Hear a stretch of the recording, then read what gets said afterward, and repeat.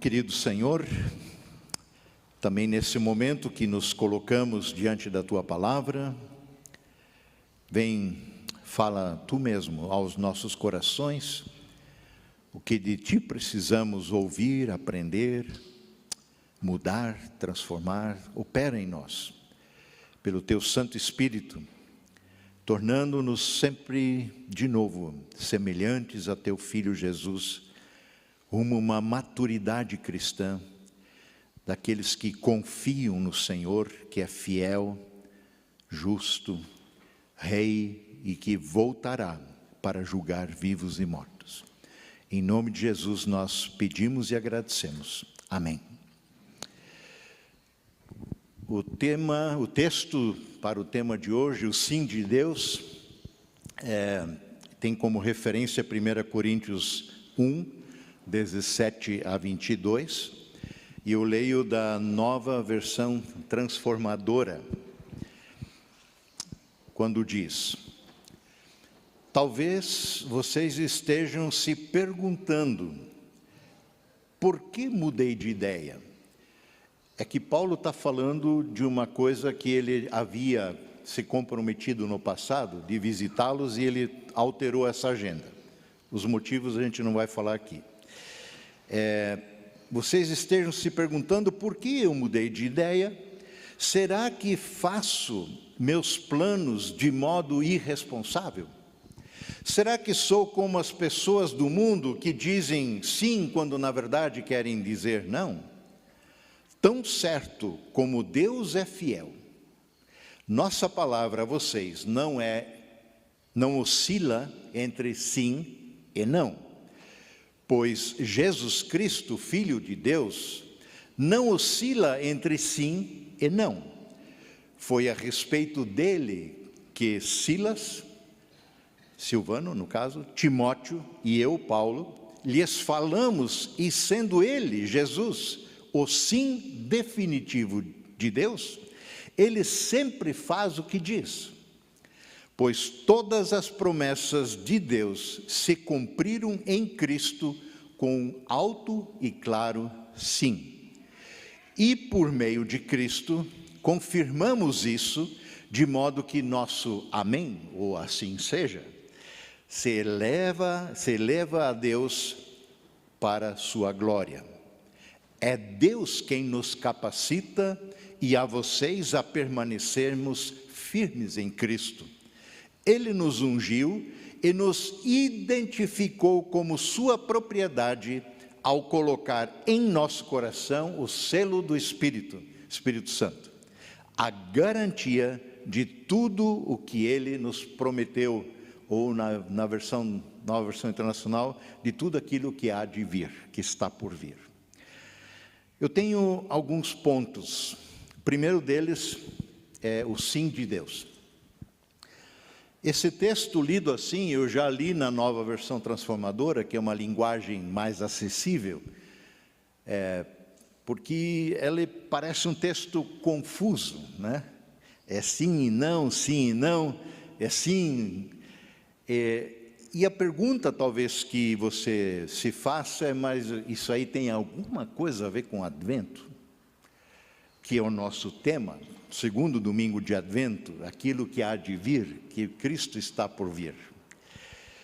O contexto aqui, como eu já pincelei rapidamente, Paulo está escrevendo essa carta, a segunda carta, e ele tinha se comprometido a fazer uma visita aos Coríntios, e ele mudou de ideia, porque a situação que lá estava, ele preferiu primeiro tratar por carta, porque tinha problemas muito graves, problemas de divisão, de condutas nada éticas, numa ética cristã, e ele então resolveu tratá-las por carta, para não ir pessoalmente e causar tristeza entre aquela comunidade, e ele queria ir lá com alegria e que eles o alegrassem, e aquele não seria o momento, então ele adia. E aí surgem comentários do tipo, por exemplo, esse cara acho que não sabe o que quer. Ele combina uma coisa, faz outra. Uma vez ele diz que sim, depois ele diz que não. E, de fato, essa suspeita pode muitas vezes surgir, afinal, no mundo é assim que funciona. E também entre nós, convenhamos, né? De vez em quando a gente se decepciona mutuamente, porque você combina uma coisa e a coisa não acontece.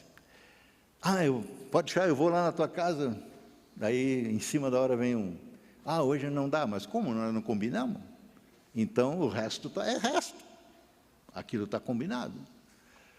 Então a gente, nesse mundo é assim, a gente trata os compromissos com uma relativa leviandade entre sim e não, e a gente oscila para cá e para lá, e eles compreendem Paulo nessa perspectiva.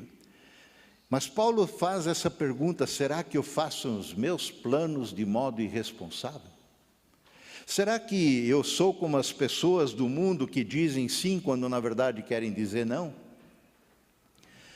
Paulo então tenta demonstrar que ele não faltou com a palavra, que ele não é alguém instável. Paulo não é um tratante. Assim, ele, após essa sua justificativa, ele apoia a sua justificativa na própria fidelidade de Deus a quem ele serve como apóstolo. E o verso 18 do nosso texto, como eu li: tão certo como Deus é fiel, Deus não muda, o sim de Deus é sim, hoje, ontem e sempre será, não muda. Nossa palavra a vocês, Coríntios, diz Paulo, não oscila entre sim e não. Ela é, como Deus é fiel, eu também sou. E Paulo tem essa ousadia na primeira carta de Coríntios já em dizer, no capítulo 11, sejam meus imitadores como eu sou de Cristo Jesus. Ele realmente procura andar nos caminhos do Senhor. Agora, já que estamos falando de sim e não, qual dessas duas palavrinhas nos é mais simpática? Eu acho que não erro em dizer que todos nós preferimos o sim, não é? Nós preferimos a afirmação do que a negação. Receber um não é uma coisa agradável. O não, ele carrega em si a rejeição, a negativa.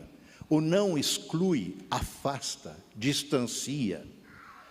O sim, ao contrário, ele afirma, ele aproxima, ele inclui. E Paulo está dizendo aqui, que ele está dizendo uma mensagem maravilhosa, uma mensagem de Advento e de Natal. Em Jesus Cristo, Deus deu o seu grande e definitivo sim para nós. É o que ele escreve no verso 19, no texto que eu acabei de ler. Pois Jesus Cristo, o Filho de Deus, não oscila entre sim e não. Foi a respeito dele, Jesus, que Silas, Timóteo e eu, Paulo, lhes falamos, pregamos o Evangelho, sendo ele, Jesus, o sim definitivo de Deus para nós, e ele sempre faz o que diz. Jesus é o sim definitivo de Deus para nós. Em Jesus, Deus diz sim para a sua criação caída, sua criação rebelada, desgarrada, em pecado. Ele não a rejeita, não a nega, mas a acolhe com um sim, em Cristo Jesus. Ele não desiste de nós, não nos nega, não nos afasta, não nos descarta. Em Jesus, Deus nos afirma como criaturas criadas à sua imagem e semelhança, criadas em amor, para uma vida eterna com Ele. Ainda que o negamos, ainda que nos rebelamos, ainda que voltamos as nossas costas a Ele, Ele diz sim para nós. Em Jesus, Deus diz não para o pecado, isso é verdade. Deus não tolera o pecado, ao ponto que ele o pagou, ele o aniquilou na cruz de Cristo. Mas ele diz sim para nós, para você e para mim. E foi por isso que Jesus veio e nasceu humildemente entre nós no Natal. Foi por isso que Jesus deixou a sua glória e encarnou a nossa realidade, tornando-se gente à nossa semelhança. Foi por isso que Jesus foi obediente até a morte e morte de cruz, foi parar naquela cruz. Não por vontade de reis, soberanos, governadores, homens invejosos, mas porque esse era o plano de Deus para nos salvar. Todas as promessas de Deus, deixa eu só achar aqui. Então, todas as promessas de Deus têm o seu sim na pessoa de Jesus Cristo.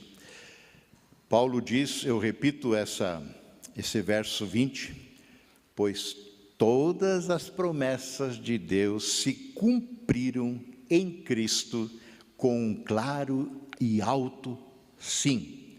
Portanto, em Jesus Cristo, Deus nos acolhe, nos recebe de volta, diz um sim para você e para mim. Um segundo ponto, o nosso não ao sim de Deus.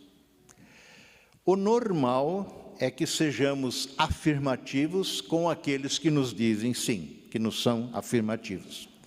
Gostamos de alguém que nos afirme, nos sentimos bem com isso, concordamos com a pessoa que diz sim para nós, afinal, como já disse, detestamos a rejeição. Na verdade, fazemos de tudo para não sermos rejeitados.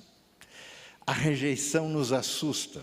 No entanto, muito facilmente respondemos com um não categórico ao sim definitivo de Deus. E lembre-se, o sim de Deus em nosso favor tem um nome, se chama Jesus.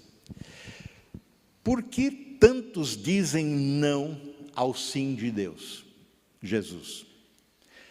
Porque muitos acham que Deus é responsável último e direto por tudo que é ruim que lhes acontece.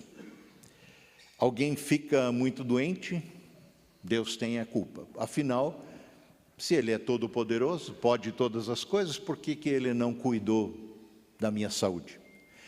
Alguém sofre um acidente grave, Deus é culpado. Alguém sofre uma falência financeira, Deus é culpado. Alguém é traído e abandonado pelo cônjuge, por um amigo, Deus é culpado.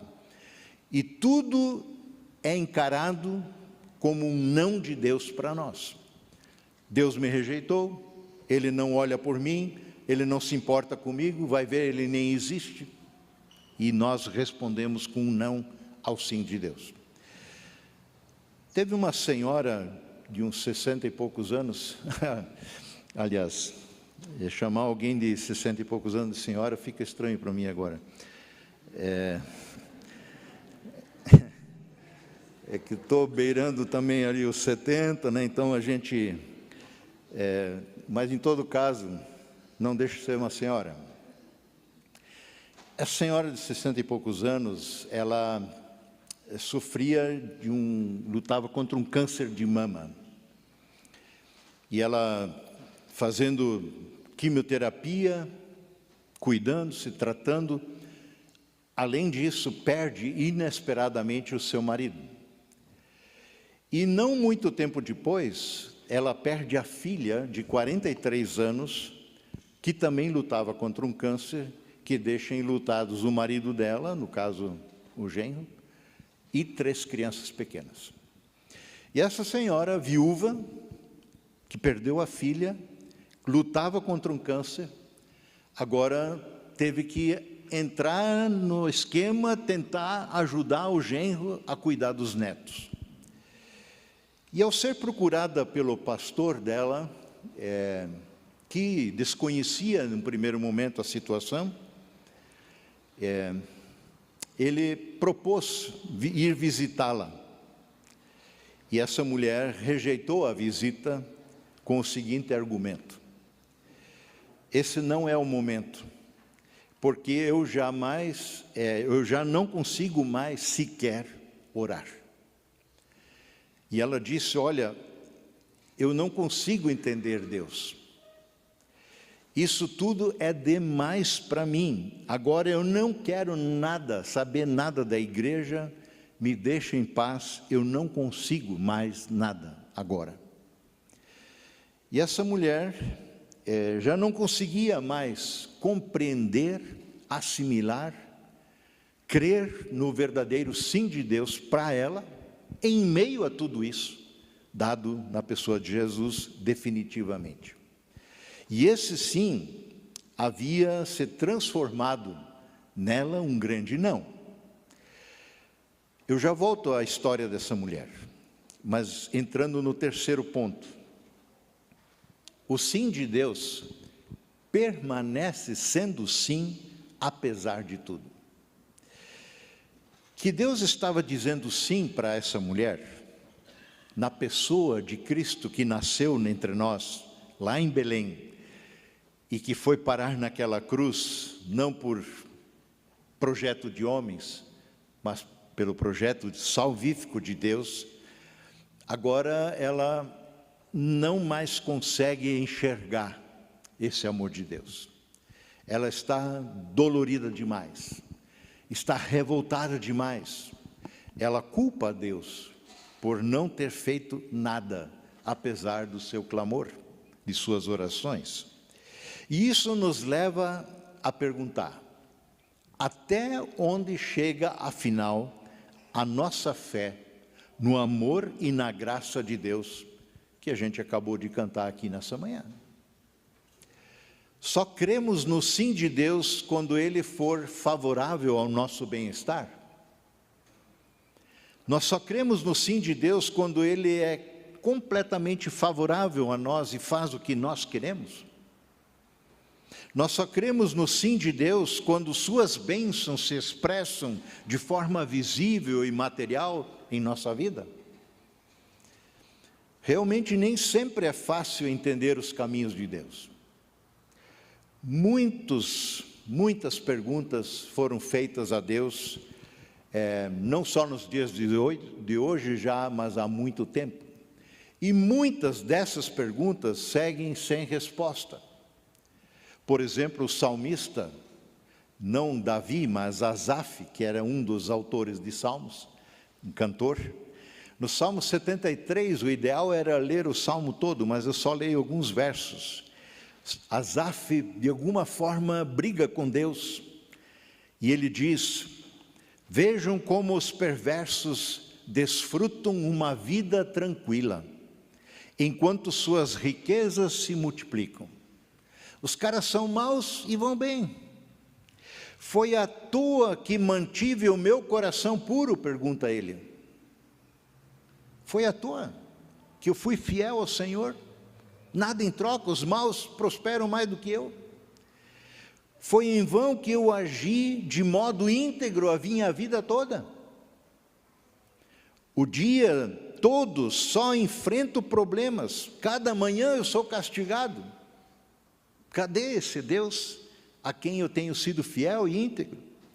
Se eu estivesse falando como esses maus falam, eu teria traído o seu povo. Tentei compreender, diz o salmista, por que os maus prosperam? Por que os maus vão bem? Por que eles têm tanto dinheiro? Que tarefa difícil, diz o salmista. Quando tentei entender tudo isso, achei muito difícil para mim. Então, conclui ele, eu entrei no teu santuário, ó Deus. Então eu me coloquei na tua presença e por fim eu entendi o destino deles. Nós cantamos, falamos, lemos aqui na abertura do culto, no credo apostólico, ele voltará para julgar vivos e mortos. Nós gostaríamos de ver o juízo de Deus se abatendo sobre os maus, com muita intensidade, porque muitas vezes estamos indignados, com raiva, e queremos que esses caras sofram. Mas Deus é misericordioso, e Ele não quer que nenhum se perca. Ele é paciente, muito paciente. E o nosso sofrimento? Quantas oportunidades de conhecer Deus de um modo que você antes nunca conheceria, ocorre exatamente nesses momentos difíceis. Portanto, querida comunidade, não devemos ser nós apressados em julgar as pessoas que lutam com suas dúvidas, com seu desespero, que lutam até mesmo contra Deus, questionando. A Bíblia está cheia de pessoas íntimas de Deus que o questionavam. Abacuque faz perguntas similares. Jeremias escreveu um livro de lamentações, e quantas vezes ele diz e tem críticas a Deus. Deus não entra em crise com as nossas crises.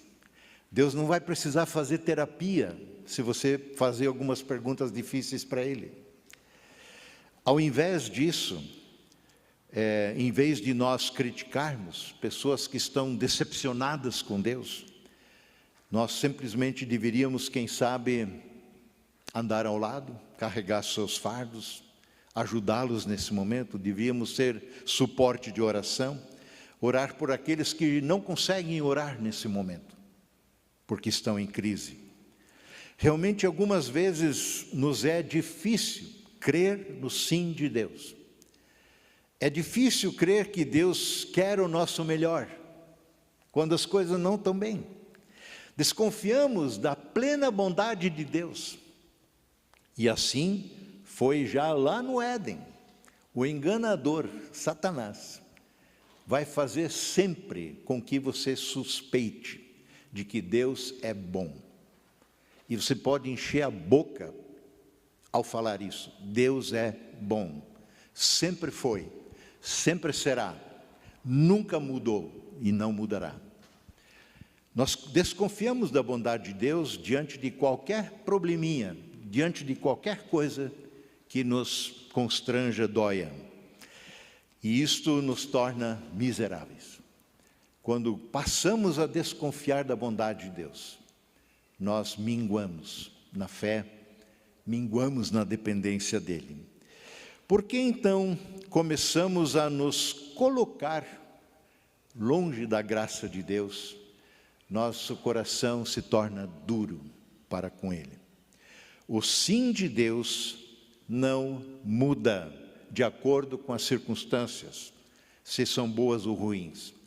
Deus não nos ama muito quando as coisas vão muito bem, e Deus não nos deixa de amar quando as coisas estão ruins.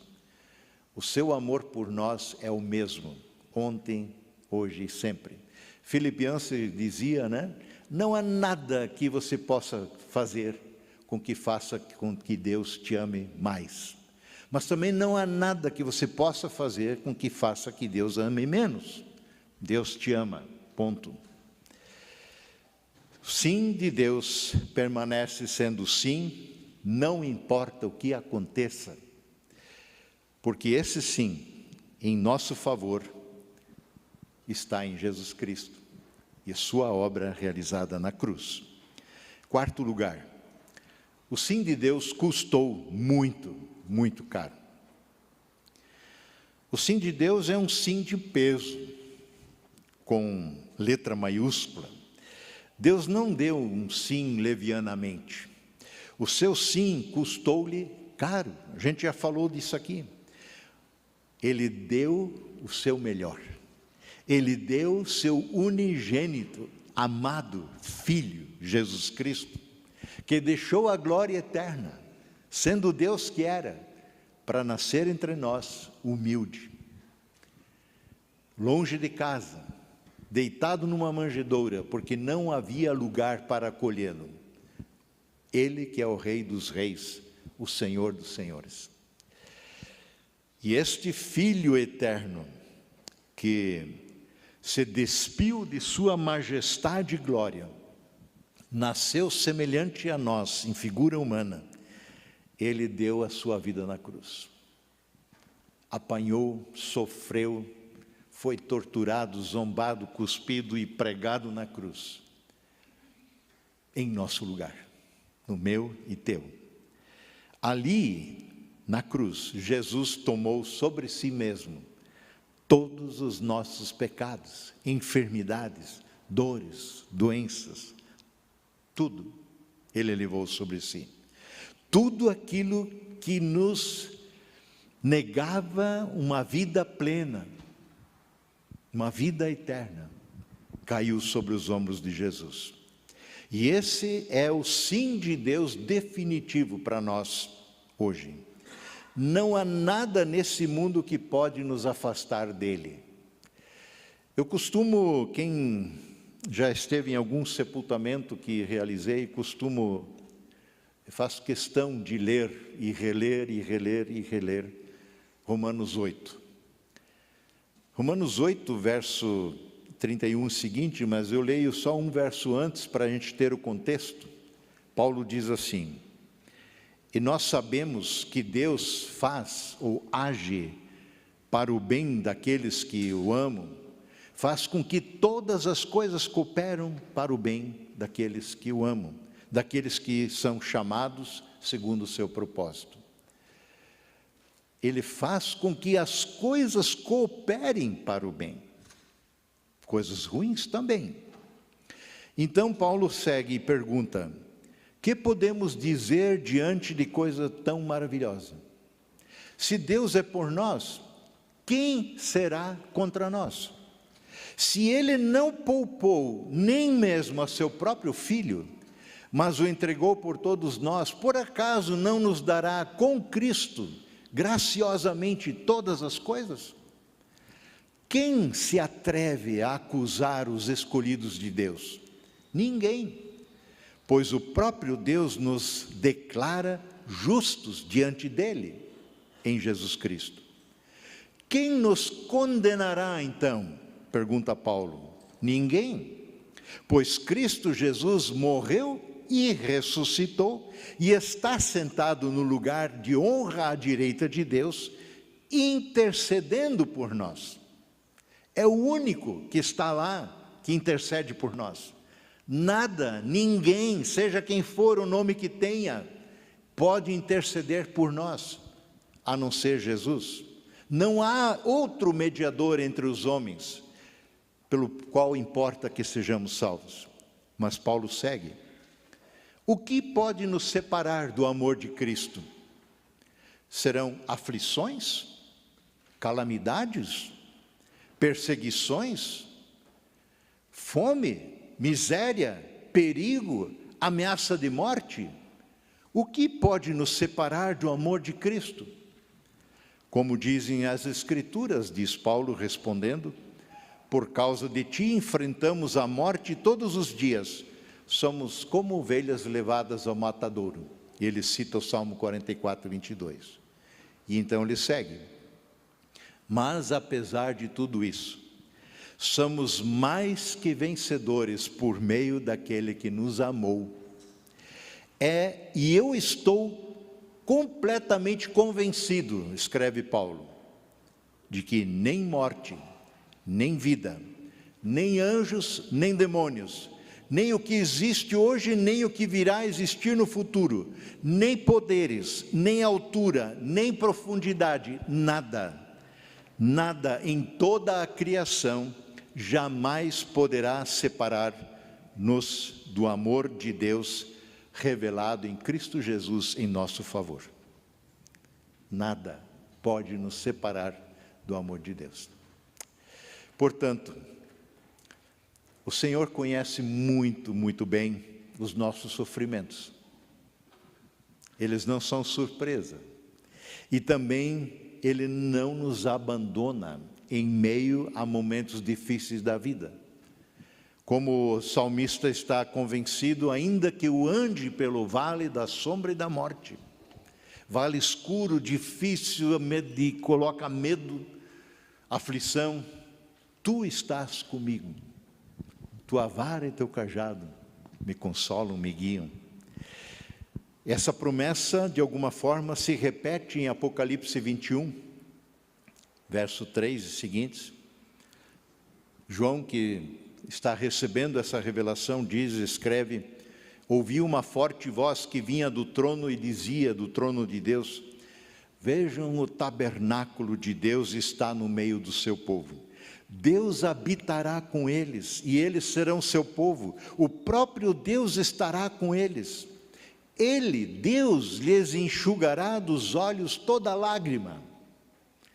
Vejam que a gente está indo para o céu, quem sabe ainda com lágrima nos olhos, pelos sofrimentos, às vezes através dos quais você morre aqui.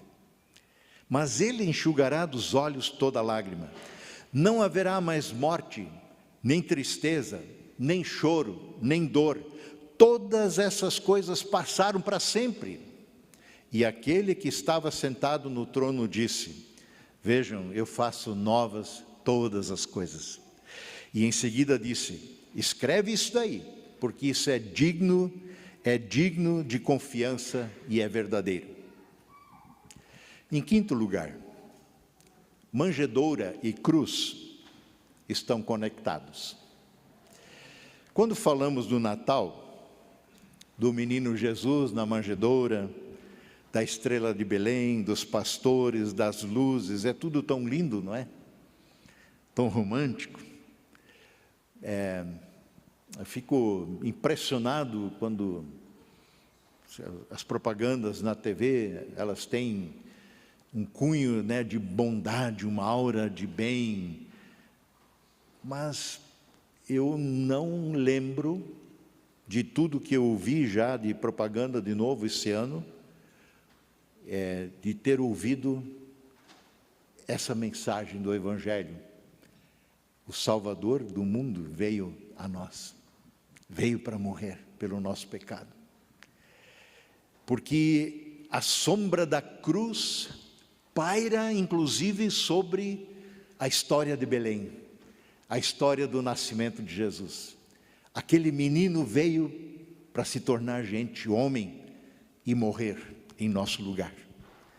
A cruz faz parte da sua vida desde o seu nascimento. É projeto de Deus. Eu relembro aqui uma passagem conhecida, João 3,16, porque Deus amou ao mundo, a você, a mim, de tal maneira, com tanta profundidade, que Ele deu o seu Filho único. Deu aonde? Na morte de cruz, para que todo que nele crer não morra, não pereça, mas tenha vida eterna. Deus deu seu Filho, não apenas para nascer entre nós, mas também para morrer por nós. Afinal, o verdadeiro amor sofre exatamente por aqueles e com aqueles os quais Ele ama. Por isso, como diz um hino que cantamos muitas vezes aqui, quem quer cantar do amor, né, não pode calar da cruz. Portanto, querida comunidade, o amor de Deus não se expressa apenas nos festejos natalinos. O amor de Deus também não se aparta de nós quando passamos pelo vale da sombra da morte. O coração de Deus é sempre maior do que a nossa queixa, que é a nossa dor, que é o nosso sofrimento. Aquela senhora que eu mencionei lá de 60 e poucos anos, ela, graças a Deus, compreendeu essa verdade novamente. E ela foi consolada por essa verdade. E pôde novamente render seu coração ao senhorio de Cristo. Um sexto, penúltimo ponto. O sim de Deus requer nosso sim. Paulo diz no verso 20, que eu já li lá no começo: pois todas as promessas de Deus se cumpriram em Cristo com um alto e claro sim de Deus para nós. E por meio de Cristo, nós confirmamos isso, de modo que o nosso amém, assim seja, se eleve a Deus para a sua glória. Todo sim de Deus a nosso favor em Cristo precisa ser acolhido, recebido, confirmado com o nosso sim, com o nosso amém. Disso falamos aqui no batismo, mencionamos isso na nossa conversa, de vez em quando eu falo disso. Se eu tenho um presente para você, paguei, caro, e digo, isso é teu. Eu posso ficar a vida inteira, o meu braço cansar, segurando o teu presente. Se você não vier pegar com gratidão e recebê-lo, ele não é teu. Ele é para ti, mas você precisa receber. O sim de Deus em Cristo foi dado. Falta o nosso sim. Eu aceito. Eu sou grato, porque graciosamente o Senhor me salvou. E um último ponto, verso 20 ainda, de Paulo em nosso texto, aliás 21 e 22, e Deus é Deus quem nos capacita, e a vocês, e a nós, a permanecermos firmes em Cristo. Ele nos ungiu, nos selou, e nos identificou como sua propriedade ao colocar em nosso coração o selo do Espírito Santo, que é a garantia de tudo aquilo que está por vir, que Ele prometeu, e Ele prometeu voltar. No passado, quando os reis mandavam selar alguma coisa, isso indicava propriedade exclusiva do rei. Por exemplo, um tonel de vinho produzido, se colocava a cera, carimbava o sinete do rei, isso é do rei, ninguém mexe. Assim, esse era o significado do selo, não é o selo do correio que você gruda numa carta.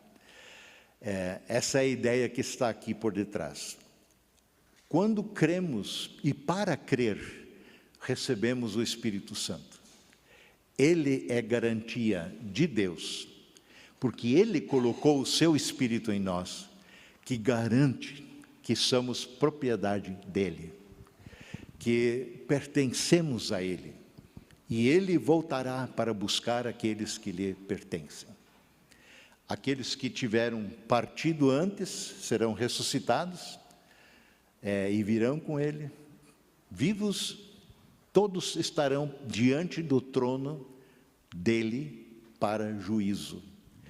Os que nele confiaram para a salvação eterna. Os que não aceitaram o sim de Deus para a condenação eterna. Que no Senhor reafirme com clareza em nosso coração que a Ele pertencemos por meio da fé em Jesus Cristo.